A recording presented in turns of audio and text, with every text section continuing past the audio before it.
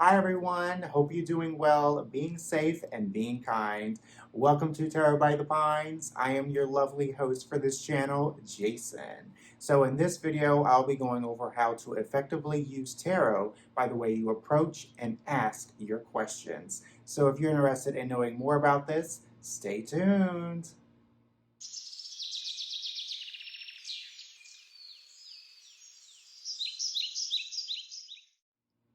Thank you so much for joining me for this video. The reason this video is here is I was inspired by Amy over at Strength Reversed, who did a fabulous video about tarot ethics and basically talk about TarotTube and how there's two different worlds in TarotTube. So, of course, you need to check that video out, which I'll put in the description box below. And then there is James Feeney, who did a wonderful video about how to workshop your tarot questions. And his video I will put in the description box below. He does a wonderful and very fascinating job of how to workshop your tarot questions to get better results, better answers. So I guess essentially my reason for this video is I guess I'm just going to jump on the bandwagon and provide my 2 cents or maybe 1 cent. Depends on how you take it. I just want to say that this is strictly my opinion. I am not shaming anybody for doing any type of readings that are predictive or, anything of that nature. I'm not shaming people who go to tarot for predictive readings or even ask predictive questions if you read the tarot yourself. There is no wrong way of reading tarot. The reason why I got into tarot is because of Hollywood. Hollywood depicts tarot in a dark light. Like you're going to a tarot reader to predict future and predict other things that are going on in your life. So the reason for this video also is to essentially talk about the type of questions I ask tarot. The way I read it, it is like a workshop on myself and others. I don't see tarot as a magic 8 ball. When I consult tarot, I avoid any type of predictive readings. Now, I have caught myself consulting tarot, asking a predictive question, but that's because when I first started looking into tarot, that's what I was doing. So habits are hard to break, so I tend to avoid the when, the will, or who type of questions and more focused on the what and the how. The questions that I find beneficial is questions like, what do I need to focus on today, the week, month, or even the year? How can I move forward from XYZ? What lessons do I need to learn? How can I enjoy XYZ more? What should I do more of? How can I better connect with XYZ? Or even how can I improve my XYZ? I feel like these type of questions they're leading into a reading that's going to be beneficial to either you or beneficial to the person that you're reading for. It's setting it up as a workshop rather than a predictive reading. So to demonstrate this, I figured I would do a workshop type of activity where I shuffle a tarot deck, ask a predictive or low budget type of question, however you want to see it as, pull a card, read with it, and then workshop the question into a self-knowledgeable, self-improvement type of question. That way you can see the different styles between the two and see which is more beneficial for you. So the tarot deck that I am using is the Smith-Waite Centennial Edition. Love this deck. So for the first question, let's do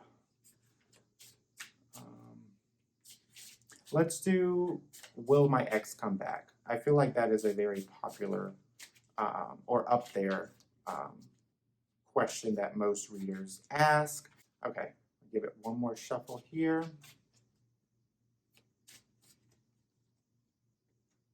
Okay. So, okay. So I have the Ten of Swords, which swords represents our logical thinking, our thought processes, communication. And with the 10, it represents an end of a cycle.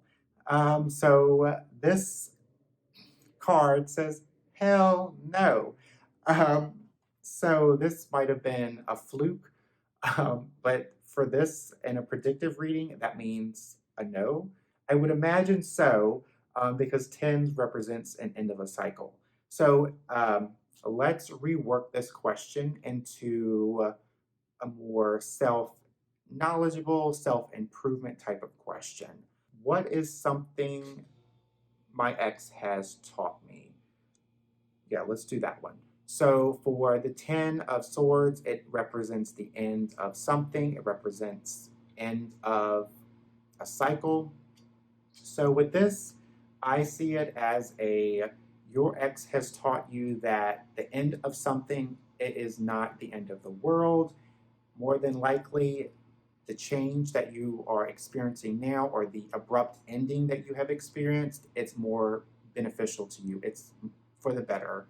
And even though that this card has like a really dark sky, as you can see back here, there is light at the end of the tunnel. Even though you got 10 swords in your back, that is just now representing you in a way that something has ended, but if you get up, there is light at the end of the tunnel. So maybe this might have been a fluke. So let's do another question. And let's not do a love type of question. Let's do a career type of question. Let's do that.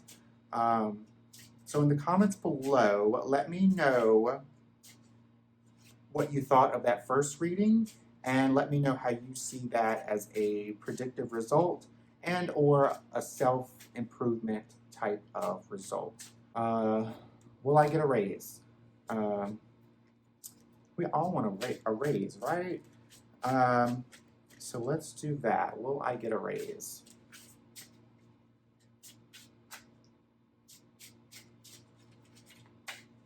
Oh.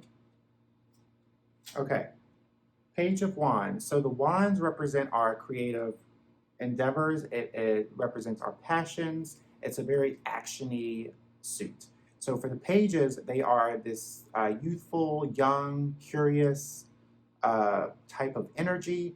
And so will I get that raise? This is saying to me, in a more predictive aspect, there is still a ways to go before you get that. So let's flip the question and do how can I accomplish getting this raise? So as again, pages are that curious, fresh off the farm type of energy, and it represents that there is more work that needs to be done in order to achieve that king status or even queen status. So this is saying that you need to focus on work, obviously, do more of what you're being told to do, maybe even take on other tasks at your job and show that your boss, or show to your boss that you are capable of going the extra mile, you're capable of going beyond your ordinary task. So even though that these two specific cards pretty much answered the predictive aspect of the question. Obviously, if you're asking, will your ex come back, you want them to come back. If you want a raise, you obviously want that raise. But the way you workshop it into a more self-improvement type of question of, what did I learn from this ex? What do I need to do more of, or how can I achieve this raise? You're going to get a more, to me, more fulfilling result. So I hope this workshop was helpful to you. I hope that you can see how the styles vary, and that way you can come up with which style is better for you. Let me know in the comments below how you read tarot, how you see tarot, what type of questions you ask the tarot, and I would love to hear this. Again, thank you so much for watching, and until next time, I will see you for Tarot by the Pines.